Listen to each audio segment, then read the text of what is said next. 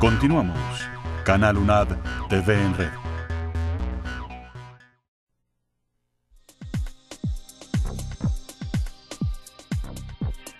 Continuamos nuestro tema que tiene que ver con las bibliotecas digitales y toda la digitalización del conocimiento que existe, que no se limita únicamente a los textos. Y yo quisiera hacer esta pregunta al doctor Bolán, que tiene que ver con el patrimonio cultural, cómo cada país puede recuperar y digitalizar ese patrimonio. Primero, una nación existe a través de su patrimonio. Yo, siendo francés, tengo que resaltarlo y mostrarlo. Lo que salva a Francia en este momento es su cultura y su patrimonio. La parte de digitalización del patrimonio es una parte muy importante, dado que si estamos hablando de educación, estamos hablando de currículum. Y entonces eso se adapta justamente frente a una realidad del país. Por ejemplo, aquí se necesita ingenieros petroleros, se necesita gente que son especialistas en tal y tal sectores. Entonces es importante justamente recuperar lo que se hace, lo que se ha hecho aquí en Colombia, salvar.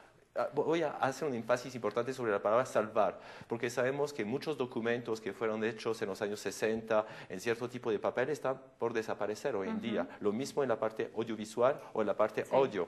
Vemos los trabajos que está haciendo de recuperación del patrimonio desde el Ministerio de Cultura, desde la Biblioteca Nacional, y vemos que se sabe que más o menos 50% de este patrimonio se va a perder. Hay urgencia justamente de salvar esto. Hay que resaltar también el trabajo fenomenal que está haciendo en la UNAD, al nivel de la creación justamente de este nuevo patrimonio con los objetos virtuales de aprendizaje, porque la gente ahora no lee solamente textos, lee multimedia. Entonces, es importante justamente que en estas bibliotecas se encuentre este material. Bueno, aquí nos gusta ir poco a poco con los términos nuevos, porque tal vez digitalizar para ustedes es un concepto fácil de entender porque naturalmente están dentro de ese ambiente, pero no es tan fácil para un televidente del común, incluso para una persona que relativamente considere que puede estar metido en el ambiente de las tecnologías de información y comunicación. ¿Qué significa concretamente digitalizar el patrimonio? Primero, salvar. Guardar este patrimonio para que sea accesible para otros tipos de generación. ¿Este patrimonio es un libro, es puede ser un libro, cuadro, puede ser un programa de televisión, cultural? por ejemplo, como este. Por ejemplo, tenemos que resaltar el trabajo que hizo l'INA en Francia, Instituto Nacional de Audiovisual, poniendo 10.000 horas de televisión de libre acceso por Internet. Voy a tomar un ejemplo personal. Cuando yo era estudiante, tenía que tomar una cita para ir al INA y para poder consultar un documento audiovisual. Tenía que poner, llegar, decir, bueno, quiero consultar tal documento, tenía que esperar 1 a 2 semanas y me encerraba en un cuarto de 12 o 14 grados para conservar este. Hoy en día, justamente la digitalización que permite, puedo consultarlo a distancia.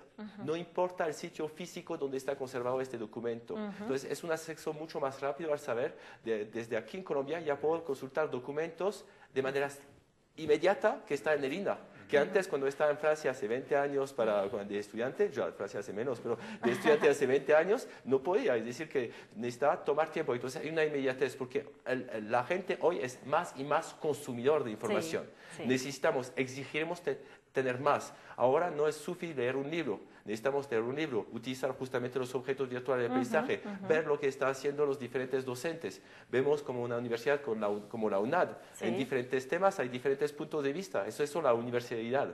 Y esto, entonces, la digitalización es, primero, puede ser escanear esta información para justamente después ver qué accesibilidad le demos. Acabamos de ver con el reportaje ahora que es importante, dado que es un gasto importante que hay que hacer, entonces después dejar este contenido accesible a todo el mundo.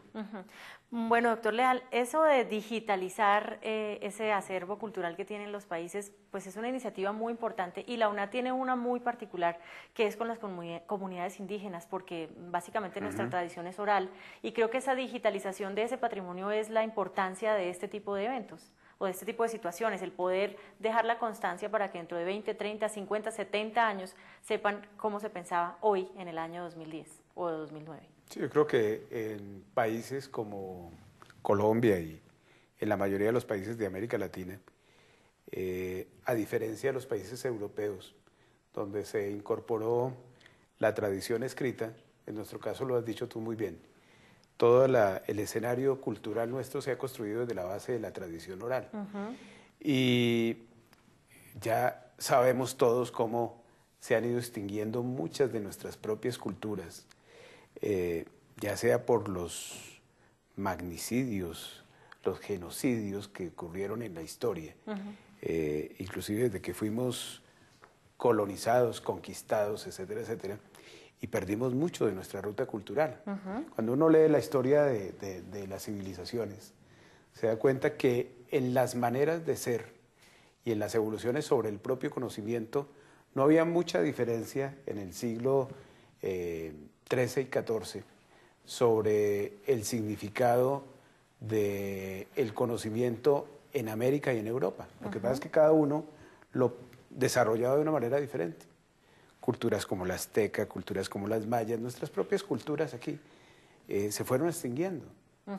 Y muy poco de ese patrimonio queda. ¿Qué nos queda? Lo poco que queda tenemos nosotros como instituciones educativas que ayudar a preservarlo, porque lo fundamental de una nación es eso, es su cultura, es su idiosincrasia, son sus tradiciones, son sus formas de reconocer la experiencia que cada quien tiene con el mundo, que cada uno tiene de sus propias deidades, de entender que hoy el patrimonio de las etnias colombianas está también en vías de extinción. Sí. Y si nosotros no utilizamos este tipo de herramientas tecnológicas para, como lo decía el doctor Philippe, entrar a digitalizar, a recuperar, a salvar para futuras generaciones ese gran patrimonio que está allí incorporado, pues indudablemente habrá un momento de no retorno, en donde será otra forma de extinción, ya no de una especie, sino de todo lo que incorpora ese patrimonio cultural para un país y para una nación como Colombia. Y es el orgullo de un país, y es la imagen del país frente al exterior. Entonces, lo que me interesa en Colombia es que Colombia sea Colombia, que no sea otro país similar que se corresponda. Entonces, mostrar su propia cultura. Es eso. Ustedes mencionaron al principio a los bibliotecólogos como aquellos que son capaces de tomar los temas, definir para dónde y a quién les sirven y hacer toda la sistematización. ¿Cómo es ese bibliotecólogo en esta nueva generación de bibliotecas? Justamente, es la persona que es capaz de identificar fuentes, que es capaz de indexar este contenido para darlo accesible y clasificarlo. Porque si estamos viviendo en un mundo de sobreinformación, en Francia hay un término que se llama infobesité, es decir, como una enfermedad de obesos, es decir, que de demasiada información. Necesitamos gente que nos la clasifica.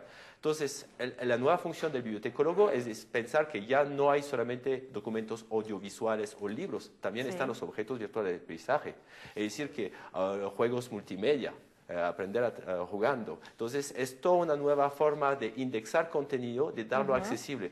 Por eso que aquí en Colombia justamente vemos que desde hace poco están montando redes de bibliotecas trabajando en este tema, para que justamente el contenido sea accesible de una manera inmediata y que corresponda a currículos.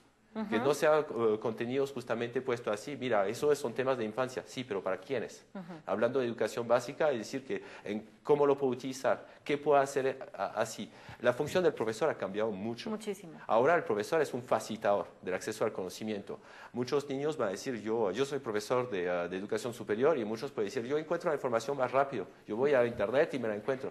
Pero la diferencia es que el profesor es un curador también, es él que es capaz de saber si la fuente es buena, si justamente la información se puede adaptar al pensum académico, y entonces ahí necesitamos los bibliotecólogos para que nos hagan una clasificación de toda esa masa de información. Pues todo ese tema de cómo conseguir la información, de cómo investigar, porque no es lo mismo tratar de copiar y pegar, sino de investigar realmente en la red, va a ser motivo de un segundo programa, porque realmente es muy amplio todo lo que se tiene que decir respecto de eso.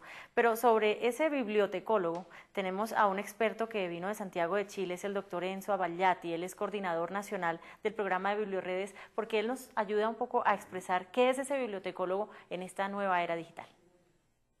El desafío en la sociedad de la información, un profesional de la información está llamado a ocupar un lugar central. Soy de los que creo, sin ser bibliotecólogo, sin ser bibliotecario, soy de los que creo de que es una profesión que tiene mucho futuro, pero que tiene necesariamente que asumir los nuevos paradigmas, que tiene que asumir que no es lo mismo ser un bibliotecólogo en el mundo analógico que ser un bibliotecólogo en el mundo digital. Y eso significa cambiar la manera en que se enseña la disciplina, cambiar la manera en que el bibliotecólogo se relaciona con sus usuarios, se relaciona con su comunidad. UNAD, Educación y Desarrollo Humano. Ya regresamos con Canal UNAD TV en Red.